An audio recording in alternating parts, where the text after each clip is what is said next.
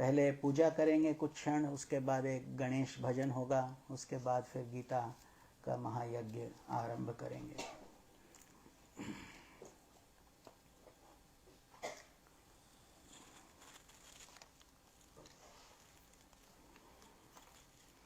आइए, चलिए सब लोग स्थिर होकर बैठ जाएं। पूजा आरंभ करने जा रहे हैं। ध्यान कीजिए शिव सहाय जी का, जिनके लिए प्रतिदिन आप सब लोग एकत्रित होते हैं, उनका ही कृपा से ये गीता यज्ञ संभव हो पा रहा है और उनकी आत्मा को शांति प्राप्त हो। तो चलिए जल हाथ में ले लें, आप जो रोज करते हैं। पवित्रीकरण आप सब भी मानसिक रूप से कर लीजिए और सब जगह जल को डाल लीजिए। ओम पवित्रः पवित्रो वा सर्वावस्थां गतोऽपि वा यस्मरेत पुंडरीकाक्षं स बाह्यभ्यन्तरः शुचिः। ओम पुंडरीकाक्षः पुनातु, ओम पुंडरीकाक्षः पुनातु, ओम पुंडरीकाक्षः पुनातु। अब हम धरती माता को प्रार्थना करते हैं। जल हाथ में लीजिए अपने दाएं हाथ में और उसके बाद ये नीचे छोड़ेंगे मंत्र के बाद। All of you can mentally do it also. ओम पृथ्वीति मंत्रस्य मेरु पृष्ठ ऋषि सुतलम छंदः कूर्मो देवता आसन पवित्र करणे विनियोगः। छोड़ दीजिए। अब इसको जल को चारों ओर घुमाएंगे। आपने छिड़काव कर लीजिए ताकि आपका आसन शुद्ध और पवित्र हो जाए। ओम पृथ्वी त्वया धृता लोका देवी त्वां विष्णुना धृता त्वां च धारयामां देवी पवित्र कुरु च आसनम्। अब 3 बार हम आचमन करेंगे भगवान नारायण को याद करके। दाहिने हाथ में दोनों जल लीजिए और फिर पी लीजिए। Mentally think you are drinking it. ओम केशवाय नमः, पी लीजिए। ओम नारायणाय नमः, ओम माधवाय नमः। हाथ धो लीजिए। ओम हस्त प्रक्षालयम विनियोगः श्री कृष्णाय गोविंदाय ऋषिकेशाय नमः। अब हम अंग स्पर्श करेंगे। बाएं हाथ में जल लीजिए इन योर लेफ्ट हैंड और दाहिने हाथ की रिंग फिंगर से अंग स्पर्श करेंगे प्रत्येक अंग को, ताकि हम में शुद्धता बढ़ जाए और हम ध्यान से ये गीता का पाठ सुने। ओम वांग में आस्यस्तु माउथ, ओम नसर में प्राणवस्तु नॉस्ट्रिल्स, ओम अक्षर में चक्षुरस्तु आईज, ओम कर्णों में श्रोत्रमस्तु ईयर्स, ओम बाहुर में बलमस्तु आर्म्स, ओम ऊर्ध्वों में ओजमस्तु नीज, ओम हृदय में शांतिरस्तु हार्ट, ओम अरिष्टानि में अंगानि तनुस्तानि वा में सह सन्तु। ओम। ठीक है, अब दीपक को जला लीजिए। अगर जला है तो हमें दिखता है, जलता है तो हाथ लगा लीजिए। और आप सब लोग भी मानसिक रूप से ऐसा अनुभूति कीजिए कि आपके हृदय में प्रकाश उज्ज्वलित हो रहा है।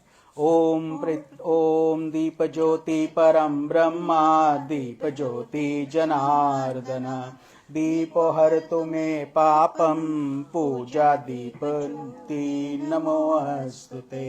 शुभम करोतु कल्याणम आरोग्यम पुष्टिवर्धनम मम संपदाम आत्मतत्व प्रबोधाय दीप ज्योति नमोस्तुते।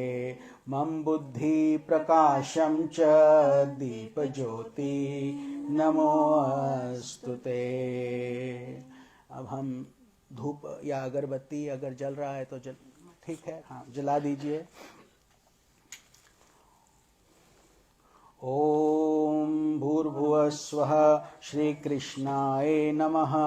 धूपमाघ्रापयामि अग्रपयामि। हरि ओम। ठीक है, और चंदन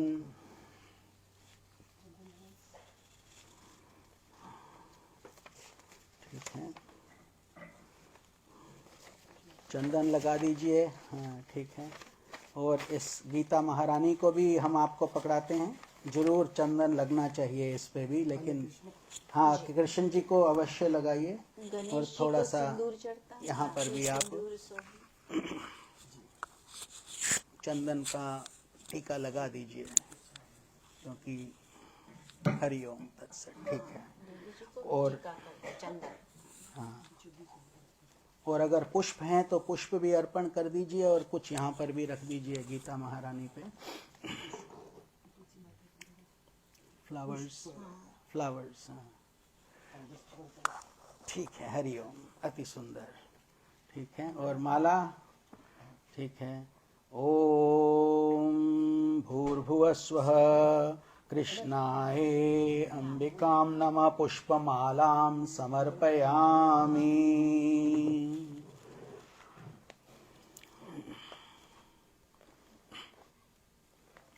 ठीक है। कुछ बचा तो नहीं, सब कुछ हो गया ना, नैवेद्य सब कुछ ठीक है। हरिओम।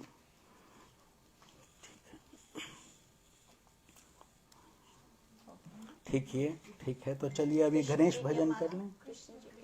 कृष्ण जी को भी हाँ हाँ। ओम औषधि प्रतिमोदव्यम पुष्पवती प्रसूवरी अश्वा एव सजित्वरीर वीरुधः पारिष्य नमः। ओम भूर्भुवस्व गणेशाम्बिकाभ्यां नमः। कृष्णाय नमः पुष्पमालां समर्पयामि। हरि ओम। ठीक है स्वामी जी, अब गणेश भजन करते हैं जी।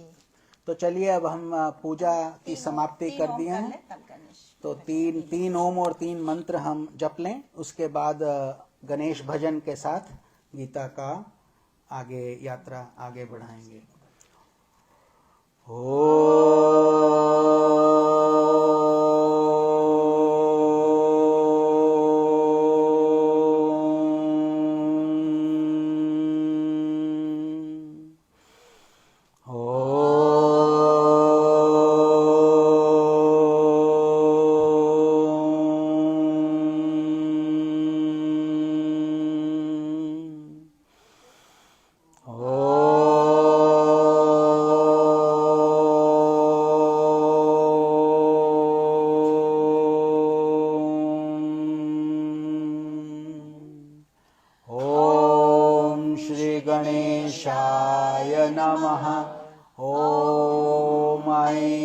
सरस्वत्यै नमः। ओम श्री गुरुवे नमः। ओम भूर्भुवस्वः तत्सवितुर्वरेण्यं भर्गो देवस्य धीमहि धियो यो नः प्रचोदयात्। ओम कृष्णाय वासुदेवाय हरे परमात्मने प्रणतक्लेशनाशाय गोविन्दाय नमो नमः। ओम त्र्यंबकं यजामहे सुगंधिं पुष्टिवर्धनम् उर्वारुकमिव बन्धनान् मृत्योर्मोक्षीयमामृतात्। ओम शांति शांति शांति।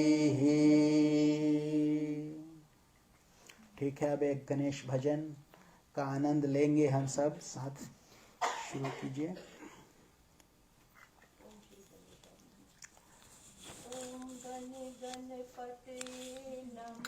माइक देना उनको माइक पकड़ा दो, ये वाला दे दो। ओह ही सेइंग इट्स गुड। ठीक है, दे दो, कोई बात नहीं। ओम गणपते नमो नमः। सिद्धिविनायक नमो नमः। अष्टविनायक नमो नमः। गणपति बप्पा मोरया। ओम गण गणपते विनायक नमो नमः। अष्टविनायक नमो नमः। गणपति बप्पा मोरया। ओम गण गणपते नमो नमः। विनायक नमो नमः। अष्टविनायक नमो नमः। गणपति बप्पा मोरया। ओम गण गणपते नमो नमः। सिद्धि विनायक नमो नमः। अष्टविनायक नमो नमः। गणपति बप्पा मोरया। ओम महालक्ष्मी नमो नमः। विष्णुप्रियाय नमो नमः। विष्णुप्रजाय नमो नमः। ओम विश्वजननी नमो नमः। ओम महालक्ष्मी नमो नमः। ओम विश्वप्रियाय नमो नमः। ओम विष्णुप्रजाय नमो नमः। ओम विश्वजननी नमो नमः। ओम महालक्ष्मी नमो नमः। ओम विष्णुप्रियाय नमो नमः। ओम निर्देश ये वाला घंटी चाहिए। नमो नमः। ओम विश्वजननी नमो नमः।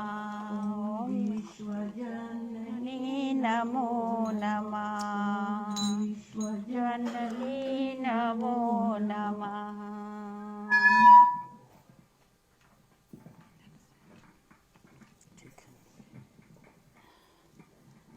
गणपति बप्पा मोरया। मंगल मूर्ति मंगल मूर्ति मोरया। ठीक है। राधे राधे। राधे। जय श्री कृष्णा। राधे राधे। जय श्री कृष्णा। राधे राधे।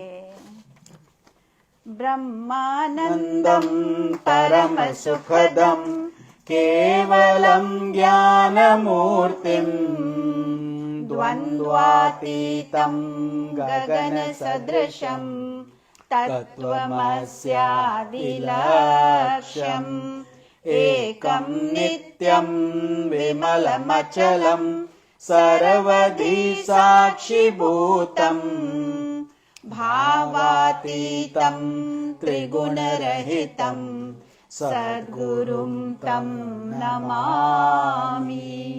सद्गुरुं तं नमामि। सद्गुरुं तं Namami.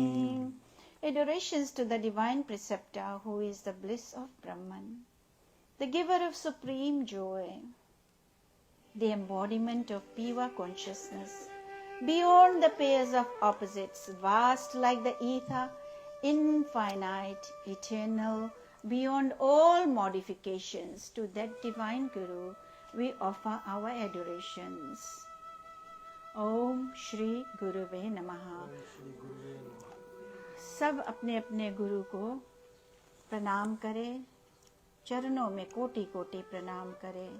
Our humble Sashtang pranams at the holy lotus feet of Pujya Gurudev, Pujya Shri Swami Jyotirmayananda Ji Maharaj of Miami, Florida, Pujya Param Gurudev, Pujya Shri Swami Sivananda Ji Maharaj of Divine Life Society, Rishikesh, India, Bhagwan Adi Shankaracharya Ji, our Jagat Guru, our world teacher in the entire lineage of Gurus, our humble Sashtang pranams. Pranams to saints and sages of all religions. With that, Sharanagatam, Sharanagatam, Sharanagatam to our Gurudev. We will chant Chatushloki as promised to our Lord Krishna. एकाग्रचित होके, fully focused at the lotus feet of Lord Krishna. Let us all thank Lord Krishna. Let us thank our Lord and our Guru for they're all one that we are here today. And let us thank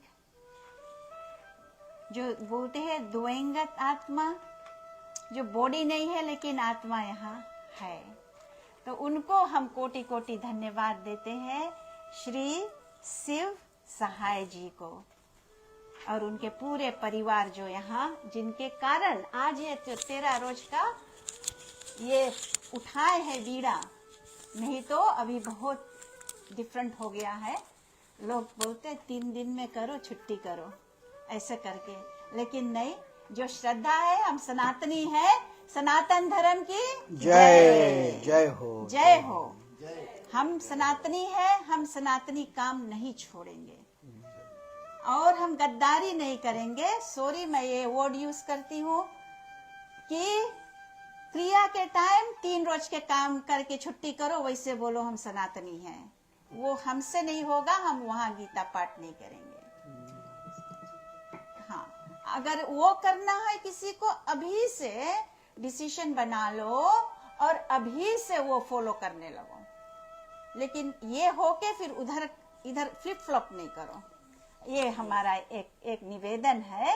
और एक, हाँ, इस संदर्भ में हम आपको कुछ ज्ञान देंगे। ज्ञान बाद में सैटरडे या देंगे। संडे को हम अवश्य, जब अधिक लोग होंगे, क्योंकि ये समस्या सबका है, सभी सबका का है, लेकिन थोड़ा सा हमको बोलना, तो हम थोड़ा, फिर यहाँ जब ज्ञान हो जाएगा, बिकॉज आप सिर्फ कम लोग यहाँ हैं, लेकिन ऑनलाइन भी सब सुन रहे हैं ना, तो प्रयास रहेगा कि हम इस पर कुछ डिस्कशन करेंगे, अवश्य डिस्कशन जरूर करेंगे। हाँ, तो हाँ, ठीक है, आप सबको बहुत बहुत कोटि कोटि आत्म प्रणाम, जो यहाँ उपस्थित है, and all of you online, कोटि कोटि आत्म प्रणाम। आप सबको प्रभु की कृपा बना रहे। और ऐसे हम आज चतुश्लोकी से शुरू करते हैं।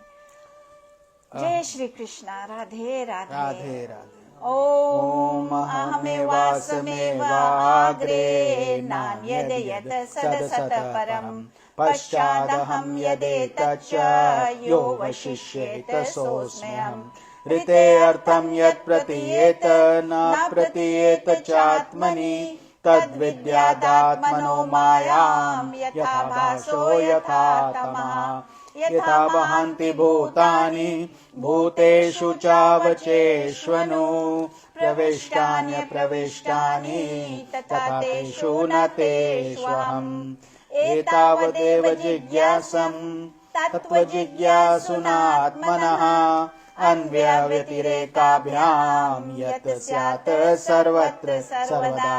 ओम नमो भगवते वासुदेवाय। ओम नमो नारायणाय। ओम श्री कृष्णाय नमः। ओम नमो भगवते वासुदेवाय। एक श्लोकी रामायण।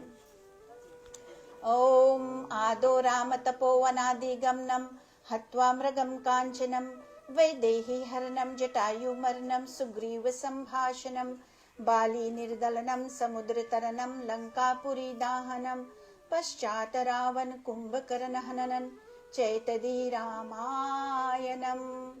ओम गीता महारानी का 18 नाम, एक श्लोक की गीता। गीता गंगा च गायत्री सीता सत्य सरस्वती ब्रह्म विद्या ब्रह्मबली त्रिसंध्या मुक्त गेहिनी अर्धमात्रा चिदानंदा भव अग्निभय नाशिनी वेदत्रयी परानंता तत्व अर्थ ज्ञान मंजरी जय नरो निश्चल तत्व ज्ञान सिद्धि परम पदा। राधे राधे। जय श्री कृष्णा। वसुदेव सुतं देवं कंसचाणूरमर्दनं देवकी परमानन्दं श्रीकृष्णं वन्दे जगद्गुरुं श्रीकृष्णं वन्दे जगद्गुरुं श्रीकृष्णं वन्दे जगद्गुरुं। एक और गीता ध्यानम में से मैं एक श्लोक और सबको आप यही ध्यान लगाकर श्री कृष्ण जी के चरणों में कस के पकड़ के उनसे बिनती चिरोरी करते हैं। इसका मतलब कि हम आपके शरण में आए हैं और आप ही आगे जीवन पार उतारना। मूकं करोति वाचालं पंगुं लंघयते गिरिं यत्कृपातम् अहं वन्दे परमानंदमाधवम्। इसके मतलब है कि कृष्ण जी जो हम बोलते गूंगे ना, वाचाल नहीं, बात नहीं कर सकते, उनको बात करा सकते हैं, बुलवा देते जस्ट ब्लिंक ऑफ एन आई। और कृष्ण जी लंगड़े को पर्वत चढ़ा सकते हैं। इतना उनमें अगर हम श्रद्धा रखें तो जरूर, कोई डाउट नहीं। तो हम उनसे ये विनती करते हैं कि हमारे जीवन में जो जो भी कठिनाई है प्रभु आप ही के चरणों में, बस जाहि विधि राखे राम। जय श्री कृष्ण। जय श्री राधे कृष्ण। राम। हरिओम तत्सत। हरिओम। तो चलिए गीता के इस महायज्ञ को आगे बढ़ाते हैं। Let us proceed further. पिछले 2 दिन से आप लोग श्रद्धा पूर्वक उपस्थित रहते हैं और कई लोग ऑनलाइन पर भी इसका आनंद ले रहे हैं और इस आत्मा की वजह से, शिव सहाय जी की वजह से ये सब संभव हुआ है। तो चलिए आज हम 5वां अध्याय शुरू करेंगे। We are going to start chapter number 5 which is known as Karma संन्यास योग। कर्म का मतलब एक्शन, संन्यास का मतलब रिनंसिएशन, एक्शन नहीं करना। तो ये 2 चीजें लगता है कि कॉन्ट्रडिक्टरी हैं, लगता है ये कैसे एक दूसरे की विरोधी हैं, लेकिन विरोधी नहीं है। कर्म भी करते हुए संन्यास संभव है। जैसे हम कर्म कर रहे हैं, आपको गीता सुना रहे हैं, सब कुछ कर रहे हैं, और संन्यास का भी अंदर से प्रण है, रिनंसिएशन। तो ये दोनों साथ साथ चलते हैं। कर्म हम कभी नहीं छोड़ सकते। We can never not do action. Bhagavad Gita कर्म भूमि है। ये मृत्यु लोक भी कर्म भूमि ही है। We have to do action. Even thinking, planning, executing, everything is action. तो एक्शन के बिना हमारा इस धरती पर जीवन संभव नहीं है। और रिनंसिएशन का मतलब कि सब कुछ छोड़ दो, and you do it. The funny thing is every one of you does it every single night. हर रोज आप लोग सब कुछ छोड़ के सो जाते हो, भूल जाते हो। You don't know कि हमारा घर कहाँ है, हम कौन हैं। सब कुछ भगवान के सहारे छोड़ के फिर जब गूढ़ निद्रा आ जाती है, then you forget everything. You don't even know what it is, who am I, what is this, what is mine. You wake up, फिर वही शुरू फिर आपको दुनिया का याद आता है। You start your life, you start your projects, you do this every night. God is showing you find more peace in renouncing. But we keep on acquiring, which is also needed in life. So what should you do? You should study the Bhagavad Gita under proper guidance. जब आप शुद्ध ज्ञान लेंगे, which we have been doing for many years in the temple through Gurudev and Prakash ji. They first introduced us to Shiva Vishnu temple. Now for many years it has been going on, and ये यज्ञ है. यज्ञ means you constantly do it. We are constantly doing this yajna, and after this will end, we will still continue every Sunday. Those of you who feel connected, who like these teachings, जो इसका लाभ उठा रहे हैं, और इसको शिव सहाय जी का तो 10 तारीख को खत्म हो जाएगा Gita. We will finish 18 chapters. But those of you who want to go deeper can ask us for our information after the satsang, and we will connect you how you can stay connected with us. क्योंकि इस मार्ग पर एक गुरु की आवश्यकता बहुत अधिक है. On this path you cannot cross the complexities. Gita will say one thing in one shlok, another thing in another shlok. You will say, what is this? How are they contradictory? Why? How do we understand?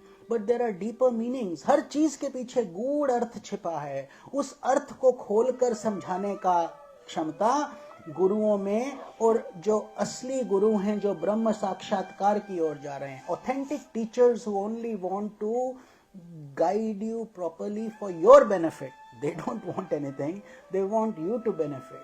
उस ऐसे लोगों को हम जो बोलते हैं सदगुरु, जो गुरु के गुरु हैं. तो we will start on chapter 5. That is the summary of कर्म संन्यास योग. So action, योग means to connect with God. आपको समझाया था कि जिस भी चीज में आप योग लगाओ मतलब भगवान को जोड़ो. आपके शरीर में भी भगवान है, आपकी सांस में भी भगवान है. God is in every atom, in every action, in everything that you do. So you cannot say अब हमने पूजा कर लिया, अब हमारा spiritual life over हो गया, अब हम संसार में घुस रहे हैं तो वहां पर संसारी काम करेंगे. It's okay to lie and all. No, no, no. Not in Sanatana Dharma. This is considered 24/7. हमेशा भगवान का साथ चलता रहता है. नाम नाम जपते रहो, हाथ में काम, मुंह में Ram. So Ram meaning any God's name. Durga, Devi, Hanuman ji, Sita, Jesus. Doesn't matter what religion, what, all those are faith based. तो अल्टीमेटली भगवान तो एक ही है, वो किसी भी रूप में किसी भी आकार में आपके सामने प्रकट होंगे. इसीलिए जिस धर्म को आप फॉलो करते हो, that becomes like your biological parents. You will only have one biological parents. जिन्होंने आपको जन्म दिया है वो एक ही रहेंगे. बाकी अडॉप्टेड पेरेंट्स हो सकते हैं, अंकल्स एंड आंट्स, कजन्स वगैरह. All they are like. So be enjoy the garden of flowers from everybody. सबसे हम कुछ ना कुछ अच्छा सीख सकते हैं, लेकिन don't forget your base, your roots, your culture. That is what will give you the energy to grow, glow and fly. सब मिलेगा.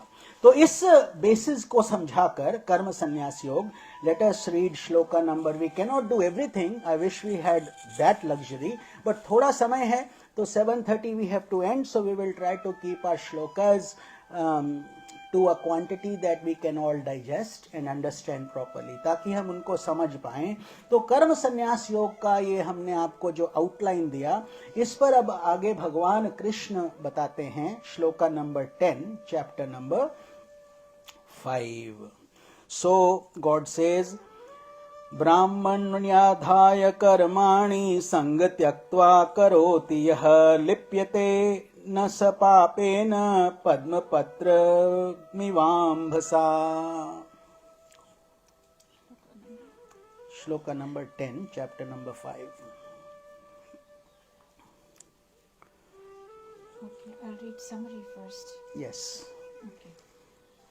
So the highlight shloka of chapter 4 yesterday. If one is satisfied with whatever comes to him without his egoistic effort and is beyond the pairs of opposites, and is also devoid of jealousy and balanced in success and failure, equanimity of mind, then even though he performs actions, he is not bound by karma. What a beautiful shloka. Sharanagatam karke.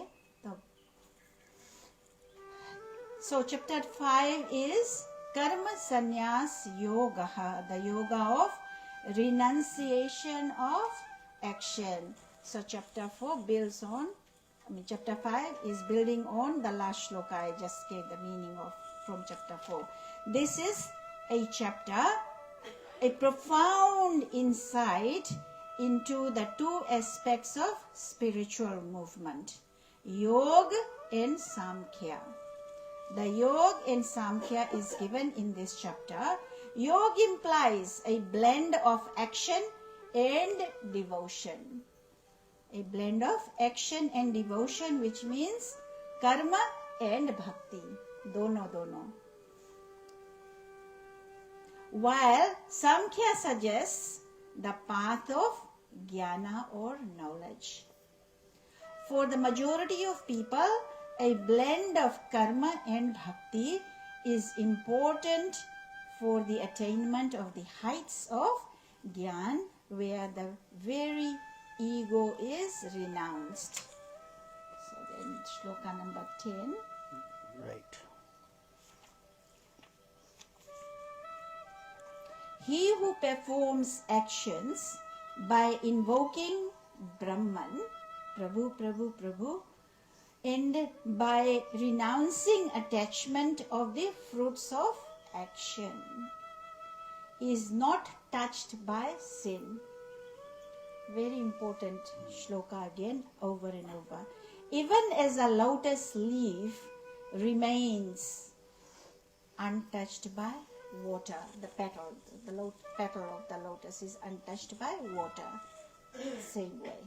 तो प्रभु बताते हैं कि जो पुरुष सब कर्मों को परमात्मा में अर्पण करके और आसक्ति त्याग कर कर्म करता है, meaning that person who does all the actions by giving it to God, becoming an instrument of God, arpan karke, oh God, I am going to start my day, please bless me, I hope everything goes well, let me be used as your instrument. Simple prayer, you start your day, you do the same thing, nothing will change, काम वही रहेगा, but instead of you saying I did it, you get God's blessings and you start your day. God, please bless me, give me the guidance, and I will act as your instrument.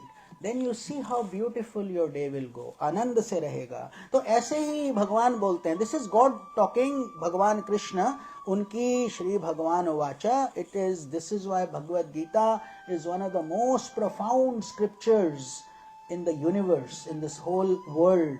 More commentaries have been written on Bhagavad Gita than all other scriptures combined. You can find it out. So, जो पुरुष, because it is so deep, so profound, and it doesn't force you to get into rituals. इसमें rituals बहुत नहीं है, केवल भगवान के हो जाओ, भगवान से प्रार्थना करो, और भगवान बोलते हैं जैसे आप अपनी माँ से रिचुअल्स थोड़ी करते हो, जाके उसका पकड़ लेते हो, उसको जोर से बोलते हो मेरे को ये चाहिए, हक से बोलते हो. So this is what you can also do to God if you have that level of devotion. अगर भक्ति होगी तो भगवान आपसे डांट भी खा लेंगे. जैसे आप अपनी माँ को डांटते हो, you don't mean to get upset, but she listens to you. वो बोलती है बच्चा है, कोई बात नहीं. ऐसे ही आप भगवान से झगड़ा भी करते हो तो भगवान बुरा नहीं मानते हैं, because he knows you are saying it with love. तो you have to have that when you give it to God. And आसक्ति को त्याग कर, सी दिस आसक्ति, ये कहने को बहुत सिंपल सा वर्ड है, attachment, but this attachment has deep roots. तो ये इनको रूट्स को धीरे धीरे हमें हटाना होगा. We have to slowly remove them. That is why this process is a life long journey. Why? Because reincarnation is timeless and it is bodiless. Nobody can tell you कि आपने कितने जन्म लिए हैं अब तक, लाखों, करोड़ों, millions. It doesn't matter. And God with His mercy closes the memory so you don't remember.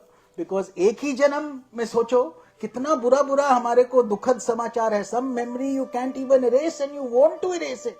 It is such a painful thing, you don't want to think about it. In this life only, हम कहीं दूर की बात नहीं कर रहे, इसी जन्म में हम देखते ही हैं, कभी मृत्यु होता है, कभी चोट लगता है, कभी कोई तुम्हारा बदनामी कर देता है, कभी कुछ हो जाता है, सब कुछ संसार में है. देह धरे का दंड है, हर काहू को होए.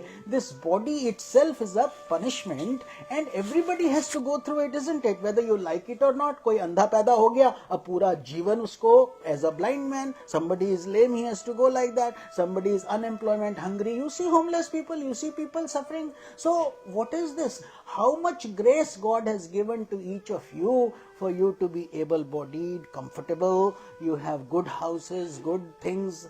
Now you should, instead of giving it to ego and to attachment and to more and more acquisition of things, you start giving it back to God and become His instrument. Gratitude कि भगवान आपकी कृपा से हमारे पास ये है. I complain I have no shoes. I see someone who has no feet. उसके पास तो पाँव नहीं है, तुम अपने जूते को रो रहे हो. So it's all relative, isn't it? Always think positive. Don't say, oh, why did God do this to me? मेरे साथ ही ऐसा होता है. I'm struggling. वो तो मौज कर रहे हैं. They are doing wrong things. I'm being spiritual and God is punishing me. No such thing. Have faith. When you have faith, तो क्या है, ये भी गुजर जाएगा. Adapt and adjust. सुख भी आकर चला जाता है, दुख भी आकर चला जाता है, रहता कुछ नहीं है, बहती गंगा है. In the running water, when you are drinking the water, what is happening? Every sip you are taking is coming from a different source from the back. This one is already gone. ऐसे ही जो ये आप दिया देखते हैं, वो वाली लो तो चली गई, अब नीचे से दूसरी लो निकल रही है, फिर तीसरी. दैट इज कॉल्ड सजातीय वृत्ति प्रवाह, which means constant. But why do you see it like that as one flame? Because it is similar to similar to similar. मन का क्या है, जब आपके थॉट्स चेंज होते हैं, कभी आप कुछ सोचते हो, कभी कुछ सोचते हो, then you get stressed. Life becomes miserable because your mind becomes like a monkey. It is jumping, and you are not finding peace. How do you find peace? When you go to sleep, you automatically find peace, isn't it? जब आप सो जाते हो, automatically even your tooth pain stops. Have you ever imagined you are having so much pain? Suddenly नींद आ गया, 3 घंटे के लिए दांत का दर्द भी गायब हो गया. Why did it happen? When you wake up, it comes back. So the reasoning is that your connection to the brain and the subtle vibrations is cut off. You are enjoying in this bliss of Atman, bliss of consciousness. तो इस श्लोक में भगवान कहते हैं, so therefore become an instrument of God. Whenever something good happens, say God did it, I am his instrument. Become his assistant. That is the best job you can get. तो जब ऐसा हो जाएगा तो बहुत आनंद आएगा. दूसरा है आसक्ति का त्याग कर दो. Whatever जाहि विधि राखे राम, ताहि विधि रहिए. सीताराम सीताराम सीताराम करिए. So what? You know, when people didn't have all these comforts, I'm telling you, in India, we remember those days and those things. Life was so carefree, so wonderful. इतना आनंद आता था. हम गुल्ली डंडा खेलते थे, क्रिकेट खेलते थे. यहाँ पर छोटे छोटे बच्चों को मोटे मोटे चश्मे लग गए हैं. सब कोई तो वीडियो गेम पे रहता है, खाना कोई घर इकट्ठा खाता नहीं है. Everybody is running around. You are having things but you are not finding joy and happiness. Why is that? Have you wondered? That is what, because we have complicated life. हमने जीवन को जटिल बना लिया है. तो भगवान कहते हैं simplified, simplified. You know what spirituality is? Really it is just simplifying your life. जो जो हमने लपेटा है अब उसको वापस अनरोल करना है. जो जो सीखा है उसको अब अनलर्न कर दो. That's all. That doesn't mean it will go away. You become wiser. बुद्धिमान हो जाते हो. तो फिर आप अब एक एग्जांपल आपको देते हैं. अगर आपके पाँव में कांटा लगता है, if you don't have shoes on and you think this thorn will hurt me and all that, so you don't need to cover the road with leather. All you need to do is wear shoes, isn't it? As soon as you wear good shoes, no matter where you go, thorns will not bother you. नहीं, अगर कांटा आपने अपने पांव पे लगाया तो आपको केवल जूता पहनना है, अर्थात अपने आप को शुद्ध कर लो, संसार शुद्ध हो जाएगा. It is you only. You have to. Don't worry about let's do social service, let's go here, there, let's fix poverty. That's not your job. God is ये संसार की कुत्ते की दुम की तरह रहता है. इसको अपना जितना कर सकते हो, whatever capacity you have, you should do. If you have capacity, time, availability, volunteer, do everything. But otherwise, first thing यहाँ पर भगवान बता रहे हैं, एक अच्छा इंसान बन जाओ, अपने अंदर जाओ और अपने जीवन को शुद्ध कर लो. Why? Because when you purify yourself, guess what happens? Your fragrance goes everywhere. People should start telling you, if you are following a right teacher, then your life should change. Not just theoretically, practically your life will change. How will you know? People will tell you. You feel so much calmer. You smile. You are handling so many difficult things. You don't get agitated. They'll get angry, but you will not. So this is a gradual process. इसमें कोई चमत्कार नहीं होता कि अब हम spiritual हो गए हैं तो सींग उगाएंगे. ऐसा कुछ नहीं होगा. Nothing will happen. You will simply become a better version of yourself. That is what we have to do. That is what God is saying. वे पुरुष जल से कमल के पत्ते की तरह पाप से लिप्त नहीं होता. Lotus. Have you ever wondered in Sanatan Dharma, every god is sitting on a lotus. Lord Krishna is also holding a lotus. Narayana. Shankh Chakra Gada Padma, goddess Lakshmi is sitting on a lotus, goddess Saraswati. Why? Why? Because lotus means purity. When it is on water, उसके ऊपर पानी जितना मर्जी डालो बूंद बन के नीचे गिर जाता है. It is not affected by water, yet it needs marshy lands to grow. कीचड़ में उगता है कमल, कमल का फूल कीचड़ में उगता है, मतलब कि संसार कीचड़ है. कीचड़ है. अब इस कीचड़ में आप you can be an exception and you can glow. It goes towards the sun and shines, radiates, और उसके ऊपर जब जल गिरता है तो वो उसके ऊपर अफेक्ट नहीं होता. This is what God is trying to say. मतलब अपने ऊपर लो और उसके बाद क्या है, नाव में, नाव पानी के बिना नहीं चल सकती. A boat cannot go without water. It needs water. But if the same water comes in your boat, now it's a problem. पानी तो चाहिए चलने के लिए, लेकिन उस पानी को अपने अंदर, if it comes in you, it has holes, or the water comes inside, big problem. So therefore, consider the world like the water. You are the boat. Enjoy the water, but don't let the water come into you. Take what's worth it, discard what is not good. But you all have to take it out. अगर पानी आ जाएगा नाव में, you will all get busy taking it out. Much in the same way, भगवान यहाँ बताते हैं कि so give up attachment. बहुत deep श्लोक है, so I'm spending some time on it. So give up attachment and become like a lotus flower, and also start your day and end your day with offering everything to me. कभी तो हम बोलते हैं ब्रह्म अर्पणम करते हैं, भोजन करने से पहले भगवान का धन्यवाद करते हैं. ये शरीर भी भगवान का ही दिया हुआ है. We don't know when that time will come. So that's what it is. Shloka number 11. Let us read that English version. I'm not going to read the Sanskrit portion because then we run out of time. A yogi following the yoga of action continues to perform actions merely with his body, mind, intellect, and senses, devoid of ego involvement. He performs actions without attachment, me, mine, and out of the purity of his heart. So God continues to explain, because we are all good people essentially, but we are also, sometimes we do foolish things. We don't want to get angry, we get jealous, we get lustful, passionful, all these things. Then later we say, oh, I should have done this, I could have done this. So now God is saying, if you know, अगर आपको अभी से ही सीख लोगे, what are the things, what are the do's and don'ts that God wants, then obviously you will try to please Him, just like you try to please your parents on Mother's Day, Father's Day, or kid's birthday. What toy do you like? You want to give them what they like. So do for God what He wants you to do. हमें धरती पे भेजे हैं. Why did God send us to earth? Man has been created to know his creator. That is the real purpose. But then we have come here, and like in a fair we are lost. We have gotten to play something and do something else and all that. But eventually this body is on a lease. One day or the other it has to go. So are we planning for that? क्या उसके लिए हमने मेहनत किया? तो यहाँ भगवान बताते हैं कर्म योगी. कर्म योगी means a person who is doing action for the sake of God. Yogi means, remember, जहां पर भी योग लग गया, meaning भगवान के साथ आप जुड़ने का प्रयास कर रहे हैं.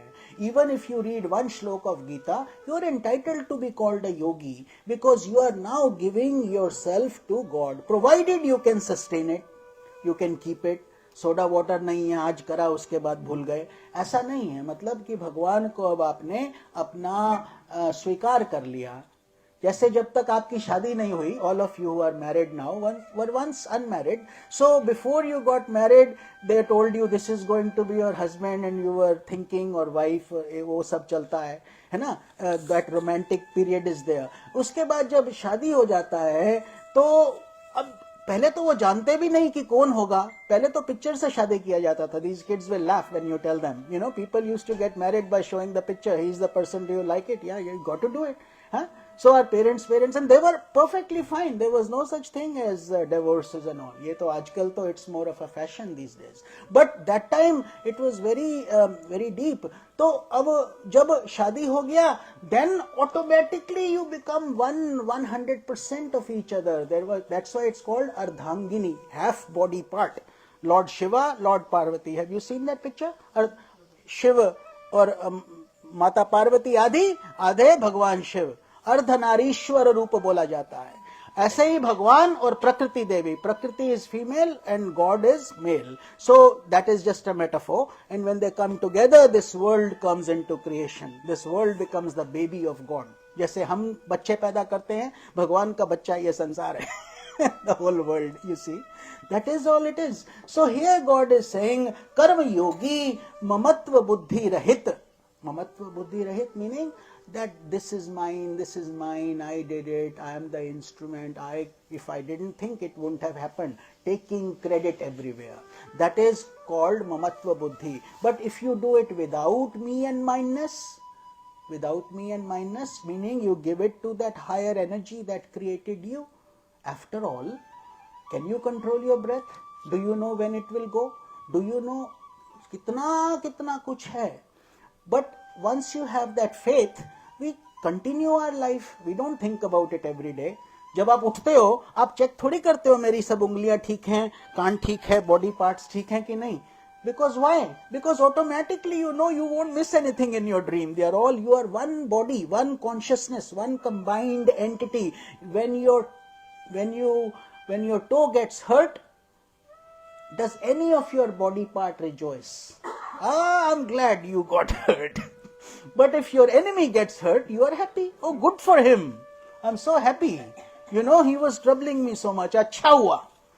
ऐसे बोलते हैं. लेकिन जब खुद को लगता है तब नहीं बोलते अच्छा हुआ. अब कितनी बारी दांत कट जाता है. We all have done it, right? When you're chewing, sometimes your teeth bite your tongue. Now, what's the answer? Take a stone and knock your tooth out? How the heck did you burn me, bite me? So don't do it. Why don't you do it? Because you say this is all mine. See, very deep knowledge I am giving you. When you say this is all mine, you will not be able to hit any part of your body, no matter how useless it is. Everything is important.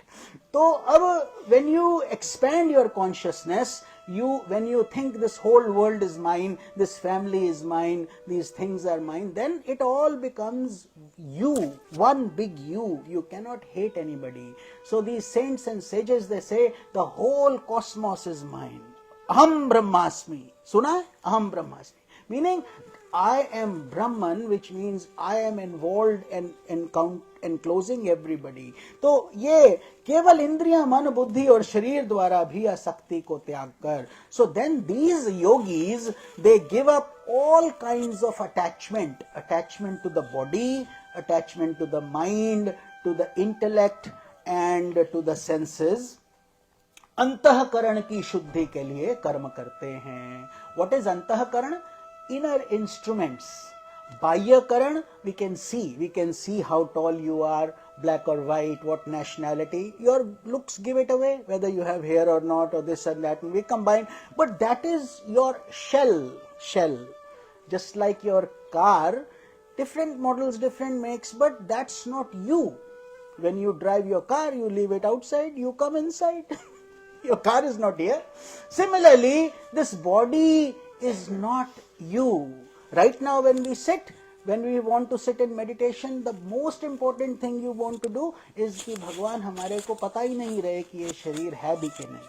क्योंकि अगर सबसे स्वस्थ तरीका यही है, the best form of health is that you don't know your body exists. You're so comfortable. Otherwise it will pain here and there and this and that and headache. You'll keep on planning. तो भगवान कहते हैं such a person, अंतःकरण means inner instruments. What you are thinking in your mind, I don't know. Neither does anybody else. You are physically sitting here. Mentally you may be in Fiji or India. Who knows? I hope not. But if you do, how will anybody know? तो ऐसे ही भगवान बताते हैं कि ये अंतःकरण की शुद्धि के लिए, why would you go to Fiji when you are sitting here? Because the mind is very naughty, agitated, चंचल है। हनुमान जी की तरह जब छोटे थे तो वो खूब शरारत करते थे। He was very naughty. Then he got shrap, cursed, that you will forget everything. Then one day somebody will remind you. Then he grew up, somebody reminded. Jamwant जी याद कराए थे। तो ऐसे ही भगवान बताते हैं आसक्ति को त्याग कर अंतःकरण की शुद्धि के लिए। So such a yogi is doing these things for purification. This is all of spirituality is nothing but purification. Isn't it? अभी आपको बताया जो जो हमने डाला है, माइन एंड मैं मेरे को हटाकर आपका बनाना है, भगवान को देना है। थ्योरेटिकली हमको सब ज्ञान है, गीता में ये लिखा है, उसमें ये लिखा है, अच्छे कर्म करो, ये करो। कल अर्जुन पूछता है फिर इंसान पाप करता क्यों है, हमने पीछे ही कल ही इस बात पे चर्चा किया था। We discussed it in detail. Moving on to shloka number 18। So Shloka number 18. Enlightened sages behold the same self in Brahmins who are endowed with knowledge and humility, as in cows and elephants, or even in dogs and outcasts. Everyone. तो भगवान क्या बता रहे हैं? What is God continuing with this knowledge? He says, वे ज्ञानी जन, ज्ञानी means somebody who has the right knowledge, not just intellectual knowledge, mind you. Intellectual knowledge will make you a vice president, it will make you a doctor, an engineer, a chartered accountant, whatever. You will become successful, immensely rich, you may have a wonderful family. But that is not what God is talking about. Jnani. Jnani means somebody who has the knowledge of the Atma, consciousness. This knowledge is so rare. This is why you need sages and saints who have done nothing but practice that, and now they are living their life in that. Because so few people do it in this world. Very few, very hardly any. Because everybody is running after name and fame. I want to be popular, so many hits, so many viral videos, this, that. Everybody is running in that direction. Uske baad name and fame, uske baad putreshna, lots of family, lots of kids, lots of this and that. And with Teshna, lots of money. How do I earn money? So the whole world is running there. But the Jnani Jan is after consciousness, guiding people of what really our existence is. तो वे ज्ञानी जन विद्या और विनय युक्त ब्राह्मण में. So what we are trying to discuss in this shloka is very deep. Most people don't understand it, and we will attempt that. We hope to understand this. He says, these enlightened personalities who are connected to God, vinay yukta brahman mein, matlab brahman is obviously a learned priest, a learned saint. जो ब्राह्मण है मतलब कि ब्रह्मा में निवास करता है. The person who is established in God, he is a brahman. And then a cow, गाँव में, elephant, कुत्ते में, dog, and chandal is an outcast, somebody, a shudra or an outcast. He says he sees all of them with the same eyes. He does not differentiate, he does not distinguish, he does not treat them like as practically, mind you, he has to monitor it. ब्राह्मण के पांव छुए जाते हैं. whenever a saint comes, you touch the feet, you get the blessings and all that. Suppose a dog comes, कुत्ते को थोड़ी पांव छुओगे, उसको तो आप लीश में बांधते हो, you take him with you. So practically, this is why I say Gita is not easy to understand. When you say कुत्ता, हाथी, गौ, चंडाल, ये भगवान कृष्ण क्या बता रहे हैं? He is basically trying to say, see consciousness. Everybody has a life. Everybody is once breathing. If we, step over an ant, she also has a life, also a family just like you and me. She also has somebody waiting at home. I'm talking about an ant. Think about it. And how many, if we step on it, so many ants are evaporated from this earth. So whenever that happens, जब भी आपसे कुछ हो जाए या कभी कभी आपके घर में कीड़े घुस आते हैं, आप पेस्ट इंस्पेक्टर को बुलाते हो, he goes through the pest, chant त्र्यंबकम mantra. all the time. उस समय चैंटर लगा दो या त्र्यंबकम मंत्र चैंट करो. All these souls that are struggling are now getting evolved. आपके मंत्र से उनको अगला योनि बहुत better मिलेगा. But people don't know, they just bomb चलाते हैं, बाहर चले जाते हैं. So do something good, and practically it's okay, whatever needs to be done to survive, because nobody can be totally non-violent. We all, even vegetarians mind you, क्योंकि plants में भी तो life है. लाइफ तो सब चीज में है, लेकिन it's all a matter of consciousness. अब जो चीज तुमसे भागे उसको पकड़ने का कोशिश करो, जो चीज जो है. तो लाइफ तो सब में है, लेकिन प्लांट्स में और इनमें थोड़ा कम है. आपसे वो भाग नहीं सकते हैं. जो कुत्ता बिल्ली हैं, ये हैं, ये these are, they have eyes, they have ears, they have nose. Their pain sensation is more than plants, isn't it? So relatively speaking, हमें सब कुछ करना पड़ेगा. और अगर जब आप लेंटिल्स खाते हो या प्लांट्स खाते हो, उसमें से बहुत कुछ निकलता है. खैर वो हमारा आज का उद्देश्य नहीं है to explain into all that, but here God is saying these intellectual people, not intellectual, wise, wisdom people who are sages and saints or purified people, for them there is no difference between whoever. They look at all of humanity, all of life as one entity. तो कुत्ते में भी वो वही देखते हैं. तो okay, thank you for that. So let's move on. 22 shloka number. Shloka 22. She just reminded me of the time I get carried away, because to me, I just have so much fun with this, you can tell, that I wish these things were like 4-hour sessions. I don't get tired, because to me, when I see people listening with so much attention and love, हमारा दिल करता है कि ये खत्म ही नहीं हो, चलता चला जाए. ऐसा आनंद आता है. और उसके बाद ये भी लगता है खो गई उसमें. उनको बताया 22वां श्लोक, वो गायब. He keeps reminding me. Please. Okay, number 22. The enjoyments obtained by the contact of the senses with their objects are the progenitors of pain. They have a beginning and an end. Therefore, O son of Kunti, Arjuna, the wise do not delight in them. तो भगवान बता रहे हैं क्या कि जो ये इंद्रिय तथा विषयों के संयोग से उत्पन्न होने वाले भोग हैं. What are bhoga? Bhoga means enjoyment. Enjoyment means sense objects. That's what this whole world is. Sense objects, better cars, better sleeping aids, better this, better that, better vacations. So that is all senses, right? Your eyes want to see the best, your nose wants to smell the best, your ears want to hear the best, your tongue wants to taste the best, and your skin wants to touch the best. That is what the Bhagwan ने बना दिया ये इंद्रियां. But he says, when you enjoy these senses, the sensation that comes from it, यद्यपि विषय पुरुषों को सुख रूप भासते हैं, तो भी दुख के हेतु हैं. Even though no doubt they give you pleasure. That's why you keep repeating it. Otherwise, why would you do it? Because they certainly give you pleasure. They give you the joy you want to keep repeating. But God is saying, beware. It's like an electricity that says caution. There is a cautionary tale behind it, क्योंकि if you go too deep into it, तो वो दुख के हेतु बन जाते हैं और आदि अंत वाले अर्थात अनित्य हैं. Meaning they will come and go.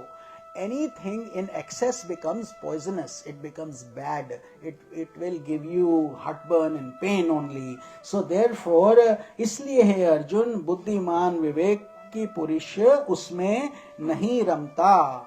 Therefore, an intellectual person, God is very strict. He is saying, control the senses, and all the advertisers are saying, glow your senses, explore them, run to me, come to this diamond shop. If you don't love your wife, you won't buy this diamond. What is this? All a myth, isn't it? तो भगवान बताते हैं उस चक्कर में नहीं फंसो. ये जैसे विष युक्त लड्डू. विष युक्त Laddu means the laddus, everybody knows laddus, right? तो जो लड्डू हैं उसके अंदर जहर भरा हुआ है. देखने में तो बहुत सुंदर है, ऊपर चमकीला सब चमक रहा है, दिल करता है खाने का, लेकिन somebody suppose they tell you don't touch it, it has poison in it. Will you touch it? No. Nobody will touch it. This is what God is trying to say. These senses are in a way, they are meant for your destruction. You don't realize it, you keep on doing more and more of it. इसीलिए इंद्रियों पे संयम रखना, बुद्धिमान विवेकी पुरुष उसमें नहीं रमता. They don't do that. So this is God's caution, the electricity wire. Be careful of how much you indulge in sense pleasures. Shloka 23. One who is able to master every impulse of desire and anger, even at the time of departing from the body, is verily a yogi and a blissful person. तो प्रभु बताते हैं जो साधक, who is a साधक? Of course these are all optional things, isn't it? To do or not to do is up to you. भगवान तो बताएंगे गीता में ये लिखा ये लिखा ये लिखा, अब करो या नहीं करो आपके ऊपर, लेकिन उसके परिणाम से आप नहीं छूट सकते. You can decide till the point you take action. Once whatever good or bad action you take, you will be bound by the result. So therefore God is saying, sadhak is somebody who says, God, I want you. Therefore I want to give my life to spirituality. I want to learn more. Then when you say that, you become a sadhak. You become a spiritual aspirant. Otherwise we are not aspirants, we are casual. जनता का माल, चलने वाला. सुनो इधर से उधर से निकालो, फिर संसार में घुस जाओ. That is what it is. So we only can decide whether we are a sadhak or we are a worldly person, or what do we want out of this human body. Lots, it's like a restaurant. जो menu में अच्छा लगे वो चुन लो भाई. ये भी है, ये भी है, ये भी है, सब कुछ है. लेकिन आपका कल्याण होगा if you don't want to come back to the world again, you don't want to be reborn, for example, then मुक्ति चाहते हो तो साधक बनना ही पड़ेगा. No other choice, you have to follow it, that's it. But if you want to say, God, what's wrong with me coming back? I don't mind this world, it's fine. So then you will keep coming back also in better shapes and forms, because after all, आपकी बात हो रही है, सबकी नहीं. आप लोग अच्छे लोग हैं, धर्म भी करते हैं, गीता भी सुनते हैं और सब कुछ होता है. But we are also mixed, isn't it? We do good and bad. We slap ourselves with one hand and then we rub the cheek on the other side, because we also know sometimes we do wrong and sometimes we do good. So therefore God says mixed is not good enough for God. It is okay for the world. You will keep coming back in a human embodiment and doing good things. But suppose somebody who doesn't even do that, they do wrong things, then they are demoted. Not only they don't come back as humans, they come back as lower form, कुत्ते के रूप में, बिल्ली के रूप में, क्योंकि जो मनुष्य शरीर मिला उसका लाभ नहीं उठाए. तो यहाँ भगवान कहते हैं, so here God is saying, जो साधक इस मनुष्य शरीर में, शरीर का नाश होने से पहले पहले, before the body goes, therefore they are in kind of a rush, because nobody knows when that final day will arrive. कब आपका अंतिम समय आएगा कोई जानता है क्या? अभी रूप जी बता रहे थे, फिजी गए थे ऐसे ही, और इनका भाई वहां पे चल बसा, and it was good he was there, but no planning, no nothing. So nobody knows when that last moment will arrive. तो उत्पन्न होने से पहले वेग को सहन करने में समर्थ हो जाता है, काम क्रोध से उत्पन्न वेग को सहने में. So it is easy if somebody slaps you, it is easy enough to give the other guy a big slap. What natural reaction? But if you take it, you don't respond back like he did, तुम सह लो, तो ये आपका बड़प्पन है. हालांकि दुनिया तो बोलेगी अरे लगाओ उसको, मारो एक दो और लगा दो. ऐसे क्या है? Are you a coward? Don't listen to them. You are doing the right thing. Your peace of mind. You can teach them deeper lessons. तो काम क्रोध का वेग सहने में anger and desires have to be curtailed if you want to be a sadhak. If you want to be a spiritual aspirant, that is the option. If you want expensive diamonds, you better have more than $20 in your pocket, isn't it? You want a diamond, you be willing to pay whatever price there is. Not everybody can afford it. So God is giving you options. What do you want? अपने कितना खर्चा करना चाहते हो मुझे पाने के लिए, क्या क्या देने को तैयार हो. सीधी बात है. वो आप, अच्छा आप उनको क्या दे सकते हो? What can you give him? He who creates the black holes, the galaxies, the Milky Ways, the oceans, the mountains and planets and all this. So उनको क्या दोगे? He doesn't need your money. He wants your devotion, your bhakti. You finding that, oh God, you are within me. I didn't realize it. हम तो यहाँ वहाँ खोजते रहे आपको, आप तो हमारे अंदर बैठे हो. तो then you change your life, you become an aspirant. समर्थ हो जाता है, वही पुरुष योगी है और वही सुखी है. That person who realizes this and is able to control his anger and desires is actually very high state. And it doesn't matter whether you are a married person or a saint or living in a house or a hut or living in a palace. It doesn't matter. History is full of those people, enlightened people. Raja Janak was a king enlightened, Lord Rama was a king enlightened, and Lord Krishna was a king and also enlightened. तो ये इसका ये नहीं है कि इंसान को गरीब होना चाहिए या पैसे नहीं होने चाहिए. Lot of people have all these myths about spirituality. You should not laugh. They say you should be serious all the time. Spirituality is fun, it's joyful, it is glowing. You infect people with your happiness. If you don't do that, what kind of a God is that? Is he trying to make you serious all the time? भगवान के अंदर सुख है, भूमा है. भूमा means unending joy. That is the real meaning of bhuma, meaning unbounded bliss. आपको संसार में सुख मिलेगा, दुख is waiting on the next street. He'll quickly come. Then this one will go, Sukh is waiting. He'll give you a little reflection and say goodbye again, and then something else will come. This is the way of the world. यही जीवन है. तो भगवान बताते हैं, those yogis are truly blissful and happy because they have found the key to the paradise. We don't have it, so therefore we are in pain. So last shloka of this chapter, shloka 25, then we will end it. Sages who have destroyed all their sins, who have no doubts, who are self-controlled and devoted to the welfare of all beings, attain nirvana in the form of Brahman. So यहाँ पर भगवान बता रहे हैं, after all, if you are sacrificing, you are giving up sense pleasures, why should you do that?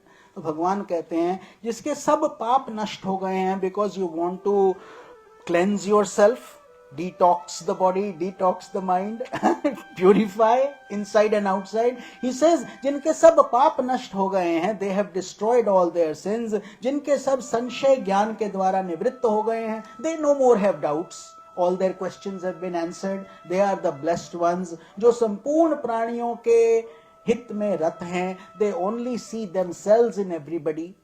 If you see yourself in your dog or your cat or somebody else in everybody, then you cannot hate them. तो उनका जीता हुआ मन निश्चल भाव से परमात्मा में स्थित है. They are established in Brahman. They have achieved the mystical significance of getting a human life. मनुष्य जन्म किस लिए प्राप्त हुआ, उसका उन्होंने वो ज्ञान ले लिया, उसको पकड़ लिया, तो वे ब्रह्मवेता पुरुष शांत ब्रह्म को प्राप्त होते हैं. Those kind of enlightened souls come to me, God says. They will, and there is total peace there. In this world you get everything but peace of mind. You cannot buy it. It's not available with money. You have to get it through your own self by sitting at the lotus feet of sages and saints and listening to satsangs like this. In this case, it was Shiv Sahayji's blessings to all of you. He is no doubt here. He is right now here with you. All your loved ones, he is with you. Till 9 days he will be here. That's why we are doing Gita. We are giving him punya. And he is blessing you more than you could bless him. Would you be listening to this Gita without his departure? So everything good comes out of everything. सब चीज में कोई ना कोई शुभता छुपी रहती है. हर चीज के पीछे कोई, and it may change somebody's life. This one, sometimes it's just one word that hits you and it is enough to transform you. तो वो बात है. तो ज्ञान असली वही है. तो भगवान बताते हैं, तो यही है 25वां श्लोक, जिसके सब पाप नष्ट हो गए हैं, somebody who has destroyed all his sins and he wants everybody, और मन निश्चल भाव से परमात्मा में स्थित है, his mind is purely situated in God, तो they come to me. चल, let us all join our hands, pranams to God. We have completed this 5th chapter. ओम तत्सदति श्रीमद्गीतासु उपनिषत्सु ब्रह्म विद्यायां योग शास्त्रे श्री कृष्ण अर्जुन संवादे कर्म संन्यास योगो नाम संपूर्णम. बोलिए श्री कृष्ण भगवान की जय. Radhe, Radhe. Radhe. Jai Shri Krishna. So, so- the highlight of chapter 5 Chapter is 6. Yeah, okay. the highlight of chapter 5 is shloka number 20. The knower of Brahman has a firm intellect, is free from illusions, and is ever established in Brahman. He neither rejoices when he acquires what is desirable, nor is he agitated when he encounters something undesirable. Dukh sukh mein samata, equanimity of mind under all conditions. So chapter number 6, Dhyana Yoga, the yoga of meditation. Meditation is the most profound and effective technique in the practice of Karma Yoga, Bhakti Yoga and Jnana Yoga. The present chapter, that means chapter 6, therefore elaborates upon the art of practicing meditation, which is the basis of all the mystic movements of the world. Hari Om. Please read shloka number 5, please. That's the first one we'll start. Yes. Okay. Shloka number 5 of chapter 6. Let a yogi lift himself, the lower self, by himself. So lower self, lift your lower self with your higher self. That's what it is about. So not concentrating on lower chakras, but higher. That's why meditation from here. Don't take your mind to the downwards level. He should not drag himself down into a degraded condition, because he himself is his own friend as well as his own enemy. A very deep shloka. Very deep. That is what God is trying to say. He says you are fully equipped with everything you need. आपके पास अपने शरीर में सब कुछ है जो जो आपको मेरी प्राप्ति के लिए चाहिए.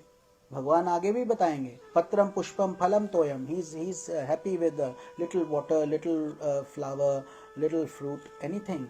But he says, if you want to come to me, you have to purify. First, जो हमने कई जन्मों में अपने ऊपर मिट्टी डाला है, धीरे धीरे निकालना पड़ेगा. We have to remove all the sins that we have done and purify. So he says, अपने द्वारा अपना संसार समुद्र से उद्धार करे. Nobody will come to his rescue. We have done the problem. We have fallen into this ditch. We have to figure out a way to come out. हमारा जिम्मेदारी है.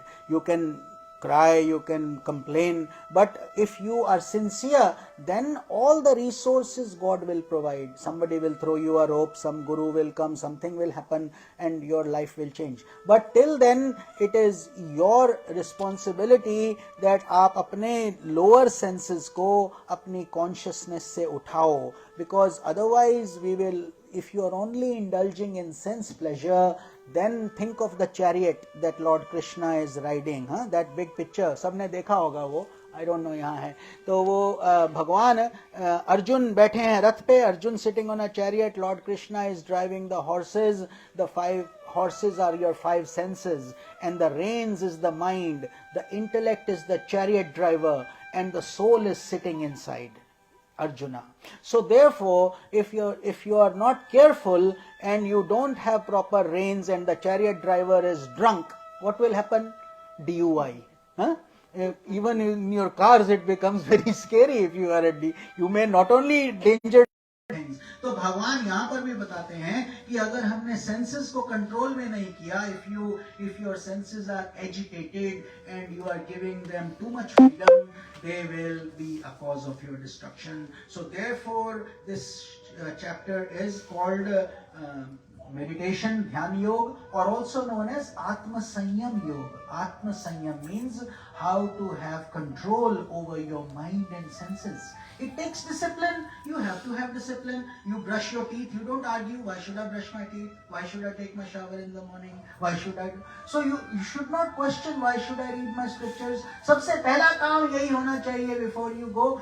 Think of God, and before you sleep, thank Him for a beautiful day. Simple things. We don't have to do deep rituals. If you have time, surely do all you can. But कम से कम इतना हमें करना चाहिए कि हमें अपनी consciousness को सुधारना है और अपने को अधोगति में ना डालें. Don't put yourself into some terrible trouble because this mind, Sanskrit में एक श्लोक आता है, मन एव मनुष्यानाम कारणम बंधो मोक्षयोः. Mind is your best friend and mind is your worst enemy. Same mind that is your best friend turns into your worst enemy. So therefore you have to be very cautious, isn't it? Why do people commit suicide? Have you ever thought of it? That they take their own life because they say, "Arey, kuch fayda nahi hai jeene ka. I'm in such a bad shape. It's better to die." They don't know how much more damage they are doing. So therefore God says, treat your mind properly, nourish it with good health, with good wisdom, with good satsanga.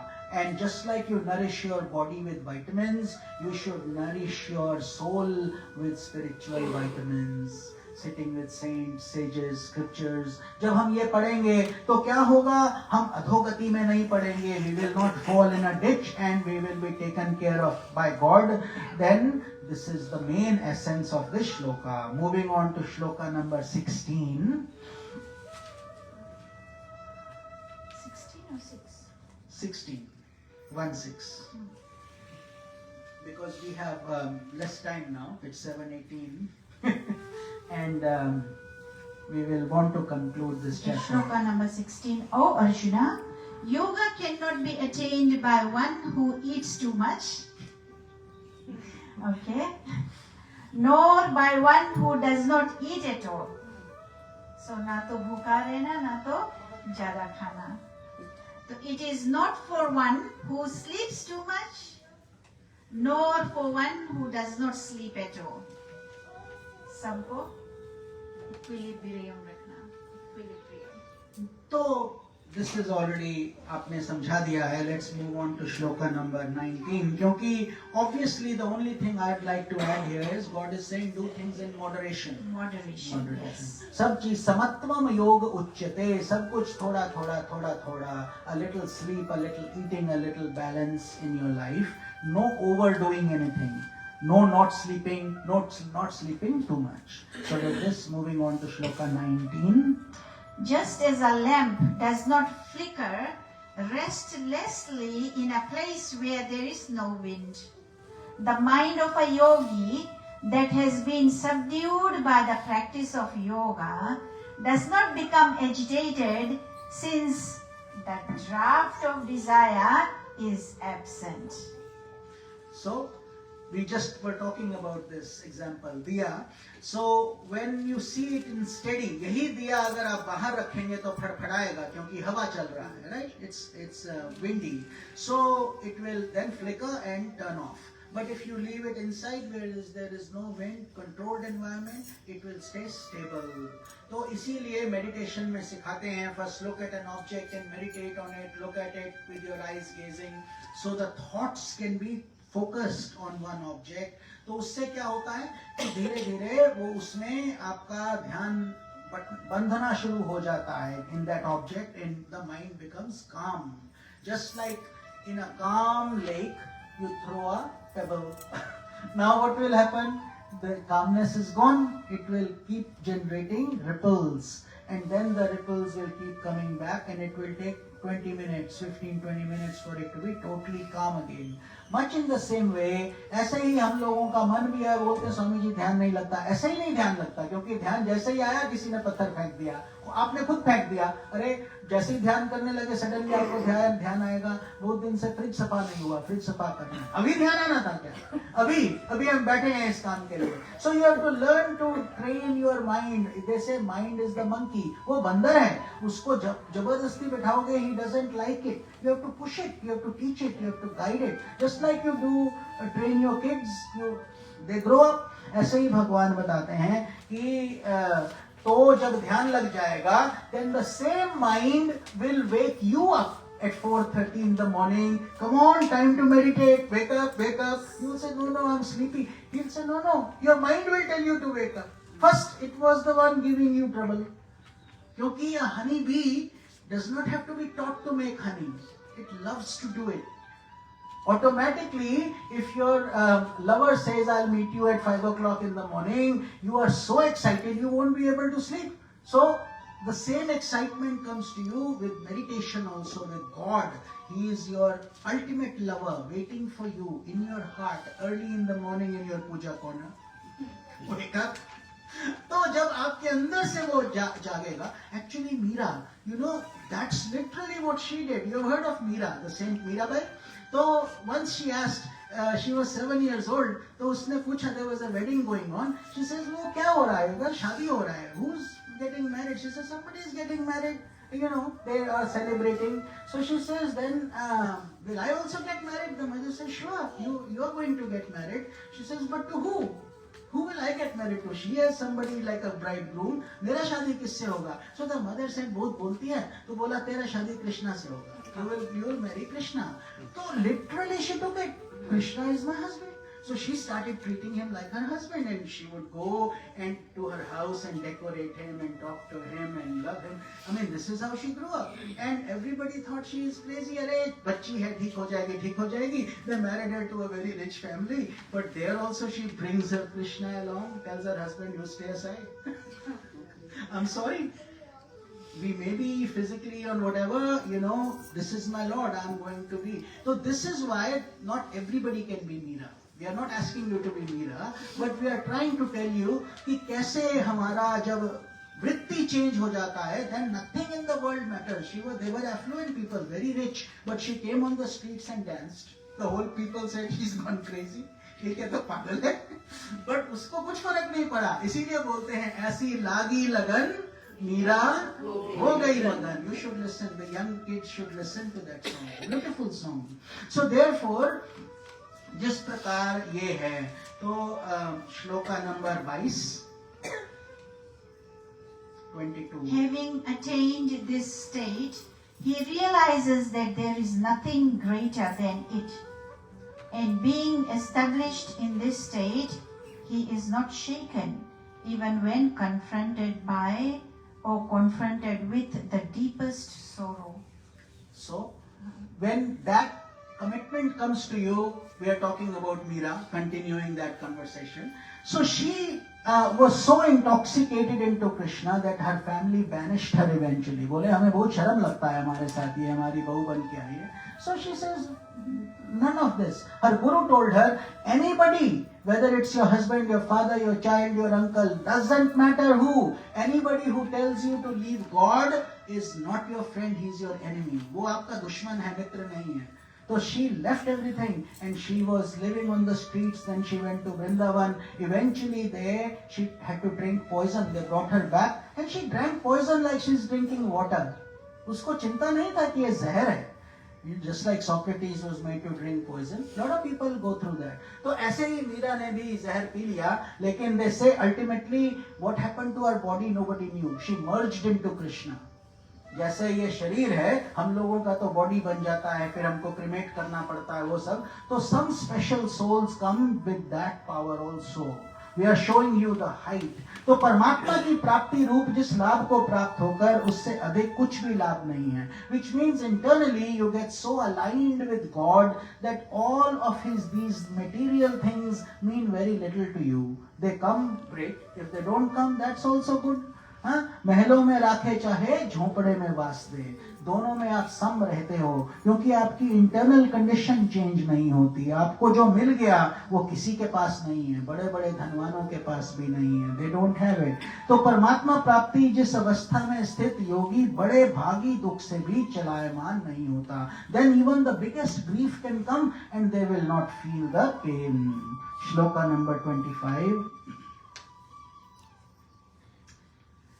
With his intellect held firm, he should gradually turn the chitta is the mind stuff, everything, away from the objects of the world, and once he has directed it to the self, he should not think of anything else. So यहाँ पर भगवान बता रहे हैं meditation, just going deeper into the meditation, how to do it and why to do it. He says just go within, and it takes practice. That's why it should be the same place, same area. Create a sanctified corner in your home. Whoever you are, young, old, doesn't matter. Somebody brought a child. This is he's 5 years old. Is he good enough to learn spirituality? The saint says 5. He's 5 years late. Come on, start now. He's already too old. 5 साल देरी से आए हो आप लोग, शुरू करो. तो don't think, oh, I'm only 20, I'm a teenager and I'm this and that. Nothing. Spirituality number 1, first at home, then you do your things, everything. Check your, like you get homework. Finish this, then more things, because your consciousness, everything is around this. These spiritual values are missing from this world. We are running around after things, pleasures of the senses, यहाँ वहाँ, लेकिन जिस चीज से हमें शांति मिलता है वो हमें ज्ञान ही नहीं है. So no wonder we are not happy. No wonder we are so much stressed out. So that is what God is saying. तो क्रम से अभ्यास करता हुआ, he should slowly practice in that asana, create that place, light a candle, take a shower. So you don't think you are sleeping. Many people sleep, they think they are meditating. They are not meditating. Sleeping. They're just comfortable. So what you should do is नहा लो. अगर नींद आता है तो पहले नहा लो, थोड़ा jogging कर लो, थोड़ा बाहर घुमाओ. Then sit so you are fresh. And then when you do it at the same place at the same time, तो क्या होगा, आपका ध्यान वृत्ति अपने आप लगने लगेगा automatically, because that area gets charged. उसमें शक्ति आ जाता है. So don't run around here there, but practice it regularly, not 1 or 2 days. Try to do it consistently. Ideally in the morning, 5 o'clock or earlier, because तब क्या होता है, जैसे highway सुबह 5 बजे पूरा खाली मिलेगा, 8 o'clock bumper to bumper.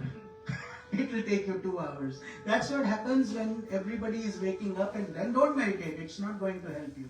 Do it when everything is calm and more able, like you are able to get that peace. So we have time for one more shloka, and then we will conclude. The last shloka is shloka number 42.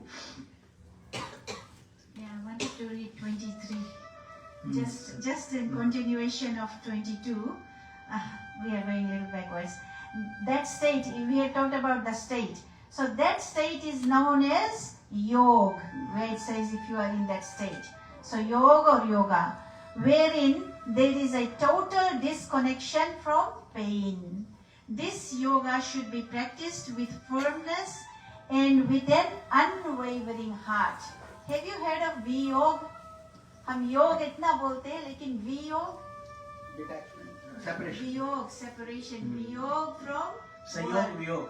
Yeah, योग to प्रभु जी, भगवान, and वियोग from the world. Face your back towards the world and your face towards God. तो सब ठीक हो जाएगा. Just a little bit, because practice गुरुदेव का एक प्रवचन था, इसीलिए मैं यहाँ लिख के रखी हूँ. I wanted to share. Practice Viyog from the world and Yog with Brahman. So, gradual withdrawal from the world, not forcefully. It cannot happen. It has to be gradual, and immense patience is needed in sadhana. Dhire, dhire, dhire, dhire. So, number 25. with his intellect held firm, he should gradually turn the chitta away from the objects of the world, and once he has directed it to the self, he should not think of anything else. Sorry, I read twice. No, that's okay. So we will conclude. Thank you for that additional final thing. Our time is up now. So हाथ जोड़ें सब लोग. Wonderful. भगवान का ध्यान करें with Lord Krishna's view in mind. Think of him. ओम तत्सदति श्रीमद्गीतासु उपनिषत्सु ब्रह्म विद्यायां योग शास्त्रे श्री कृष्ण अर्जुन संवादे आत्म संयम योगो नामो षष्ठो अध्यायः संपूर्णम्. बोलिए श्री भगवान श्री कृष्ण की जय. हरि ओम तत्सत. Thank you to each and every one of you for listening to these profound scriptures, and we will continue this yajna from 6 p.m. every day till 7:30.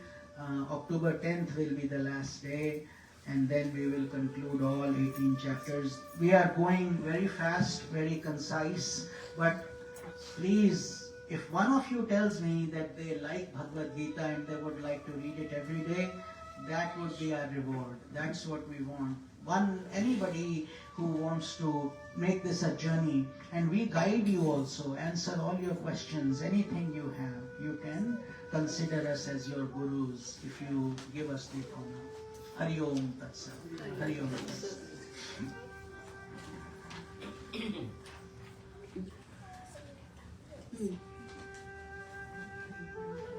तो चलिए आप खड़े हो जाएं. सबको जय श्री कृष्णा जय श्री राम करके आज का गीता का ये यज्ञ पूरा होता है. हरि ओम तत्सत. आप सबको प्रणाम.